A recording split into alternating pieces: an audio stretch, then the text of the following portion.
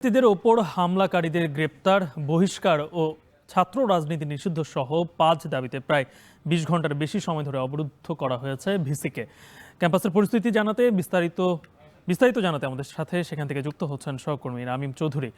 রামিম, ক্যাম্পাসের সবশেষ পরিস্থিতি তো জানাবেন এবং শিক্ষার্থীরা যে দাবি জানিয়েছে সেই দাবির প্রেক্ষিতে এখন পর্যন্ত কি প্রশাসন কিছু বলেছে?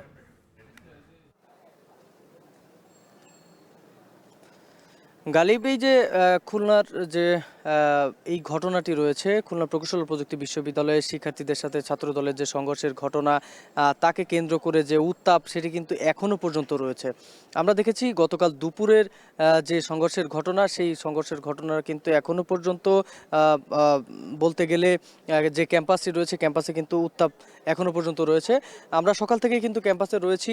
সকাল থেকে দুপুর ১টা পর্যন্ত এখানকার সাধারণ শিক্ষার্থী যারা ছিলেন তারা কিন্তু যে আলটিমেটাম দিয়েছিলেন, তাদের যে ৬ দফা দাবি, প্রথমে ৫ দফা দাবি ছিল, তারপরে তারা আরেকটি দাবি যুক্ত করেছে। সেখানেই ৬ দফা দাবি তারা এখানকার বিশ্ববিদ্যালয়ের যে প্রশাসন, সেই প্রশাসনের কাছে দিয়েছিলেন এবং তারা বলেছিলেন যে দুপুর ১টার মধ্যে যদি সেই দাবি মানা না হয়, সেক্ষেত্রে কিন্তু তারা কঠোর অবস্থানে যাবেন।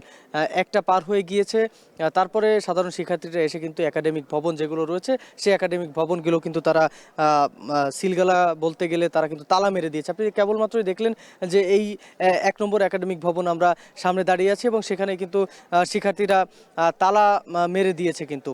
এবং এই কিছুক্ষণের মধ্যে আমরা দেখেছি যে বিশ্ববিদ্যালয়ের ক্যাম্পাস জুড়ে যতগুলো একাডেমিক ভবন রয়েছে এবং প্রশাসনিক ভবন রয়েছে, প্রত্যেকটা জায়গাতে কিন্তু তালা মারা হয়েছে।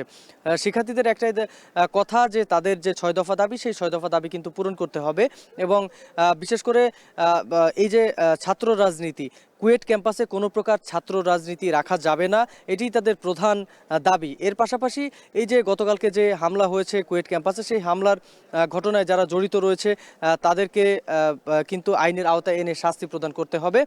এর পাশাপাশি আরও কিছু দাবি কিন্তু তারা রেখেছেন। তার মধ্যে আরেকটি দাবি কিন্তু রয়েছে, যেটা যে এখানে ভিসি, প্রভিসি এবং এখানকে ছাত্র বিষয়ক যে পরিচালক রয়েছেন, তাকে কিন্তু পদত্যাগ করতে হবে সকল দাবি মানার পরে।